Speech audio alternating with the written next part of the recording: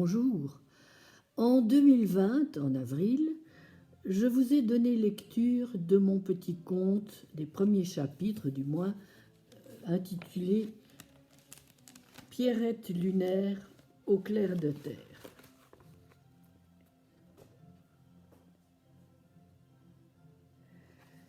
Je vous avais promis d'en poursuivre la lecture, mais entre-temps, nous sommes arrivés maintenant en 2022, beaucoup d'événements se sont déroulés, dont plusieurs infections successives au virus Covid-19 et ses variants, et d'autres événements internationaux beaucoup plus graves, dont une guerre aux portes de l'Europe, qui ont perturbé complètement le mode de fonctionnement de nos sociétés.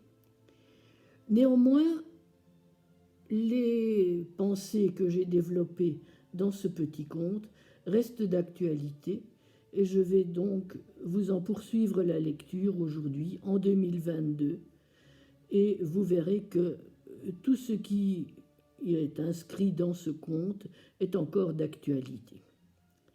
Donc nous avions arrêté la lecture au moment où Pierrette décide de s'exiler comme elle est invitée à la station lunaire expérimentale. Elle va partir pour Kourou, d'où la navette Ariane va la déposer vers la station lunaire. Donc nous arrivons au stade où Pierrette va arriver sur la Lune. Je reprends donc la lecture de mon conte qui se déroule à l'année 2020 en avril.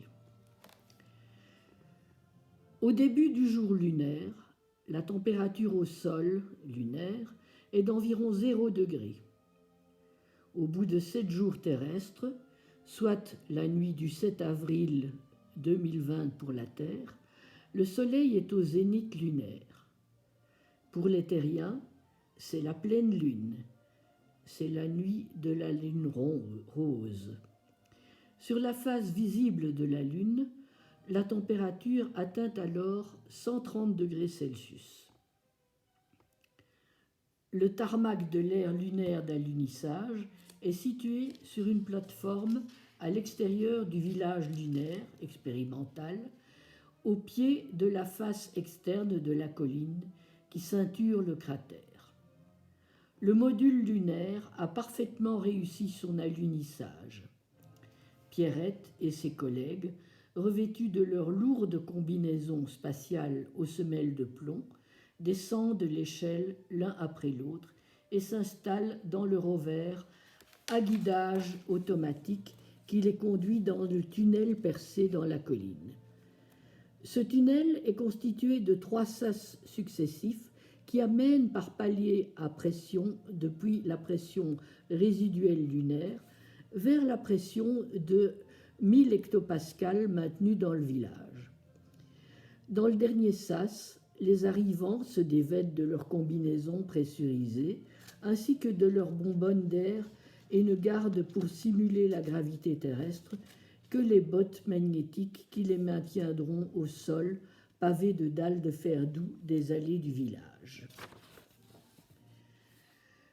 Nous voici donc au jardin d'Éden et au clair de terre. Les voici enfin dans le village après ce voyage éprouvant. Quel émerveillement! Pierrette, telle Ève naissant dans le jardin d'Éden, contemple le lever du soleil sur les collines couvertes de pommiers et de cerisiers en fleurs. Les oiseaux se réveillent et leurs chants remplissent l'espace. Les lapins font sortir leurs petits lapereaux de leur lunier, ce sont les terriers lunières. Les poules qui ont gardé la mémoire de la fête de Pâques ont inscrit pour cette occasion dans leur génome la fabrication d'un revêtement de chocolat couvrant leurs œufs qu'elles ont dissimulés dans les fourrés. Pierrette va-t-elle rejoindre ce palais de la science qui se dresse au centre de ce merveilleux jardin?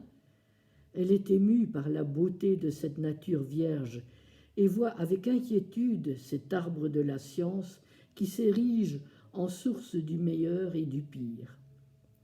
Cet arbre de la connaissance du bien et du mal propagera-t-il dans l'univers tout entier le bonheur universel ou, au contraire, étendra-t-il son pouvoir destructeur à un collapse sidéral? Déjà, les robots lunaciers, ce sont les terrassiers de la Lune, ont creusé des puits profonds dont ils extraient les métaux rares nécessaires à la fabrication de piles très puissantes nécessaires à la propulsion des véhicules. Les investisseurs terriens ont déjà misé sur ces ressources abondantes inespérées. Le CAC 40 flambe. La Lune devient l'objet des spéculations des traders qui achètent et revendent en quelques secondes des tonnes de métaux rares dont l'astre regorge.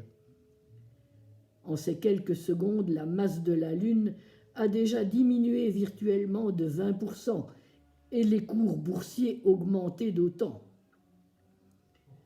La science est-elle responsable de cette exploitation des ressources ou n'est-elle que la cupidité des actionnaires avides de gains de plus en plus rémunérateurs qui dirigent le politique vers ses dérives? Pierrette rêve d'une science humaine et libérée de ses notions de profit. Une science qui allie le sens du beau et du bien, préserve la nature et qui, tout comme l'art, porte l'homme à contrôler ses pulsions mortifères. Dans ce jardin extraordinaire au sol fertile, croissent légumes et fruits en quantité suffisante pour nourrir les sélénites, les habitants de la Lune, de la station et les petits animaux qu'ils élèvent.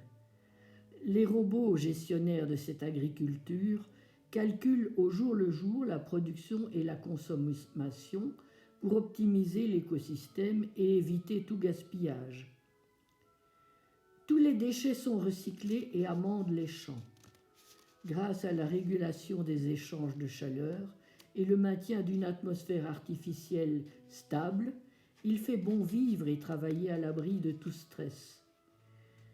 Cette situation idyllique dans ce milieu isolé de la Terre est cependant déjà menacée. Les mines lunaires excitent la cupidité des terriens.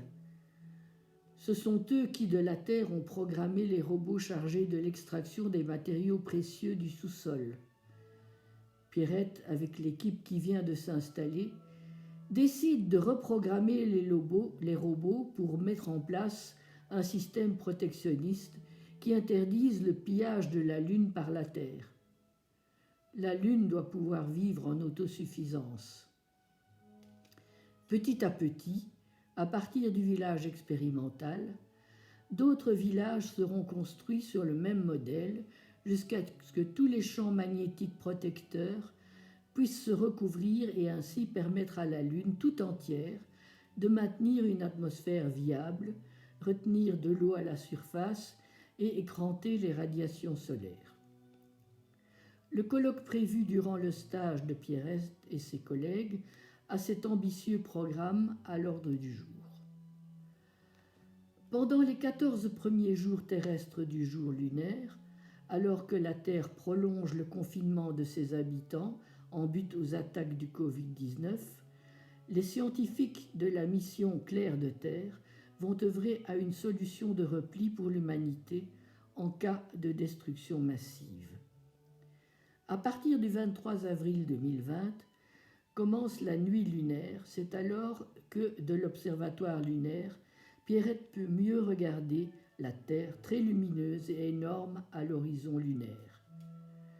Tous les continents défilent en 24 heures devant ses yeux émerveillés. Seule la lumière réverbérée par la Terre inonde la Lune qui voit même son ombre tel un petit cercle circulant sur l'astre bleu. Voici l'image de la Terre vue de la Lune par la NASA.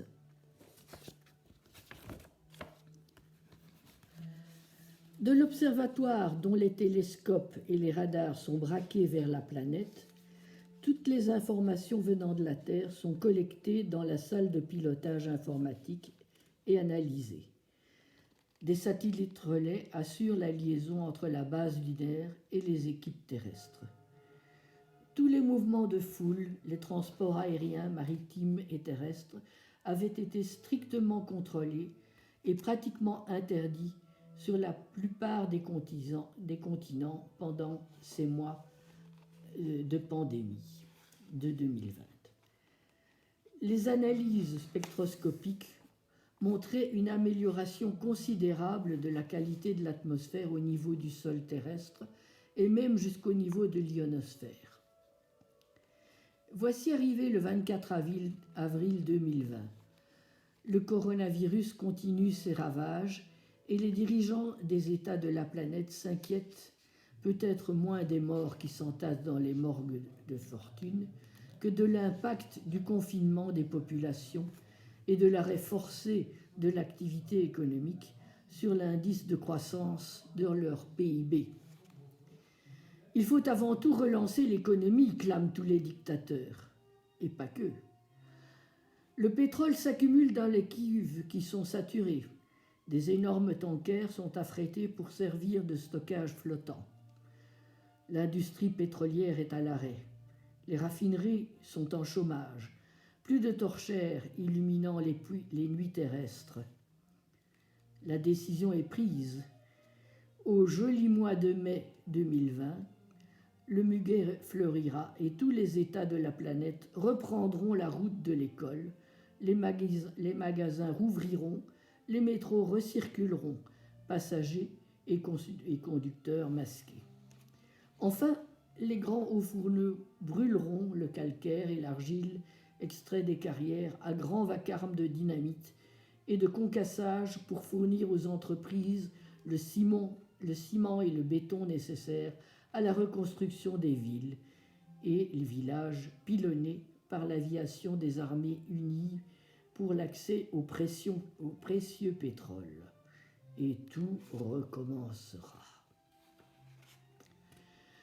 De son jardin d'Éden, Pierrette regarde cette terre ravagée par Margot la folle, qui après avoir embrasé les villes et attisé la haine entre les hommes, les pousse inexorablement vers l'enfer de la cupidité dévoratrice.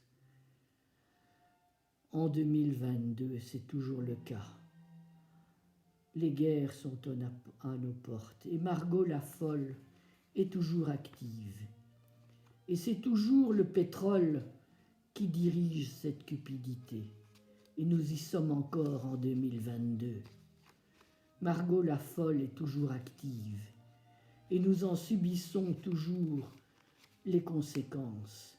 Cette cupidité humaine cessera-t-elle un jour?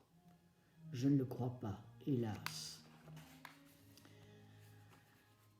Nous sommes en 2020, toutefois, n'anticipons pas ce qui se passera en 2022. De sa retraite lunaire, Pierrette suit les nouvelles de l'évolution de la pandémie qui décime la Terre.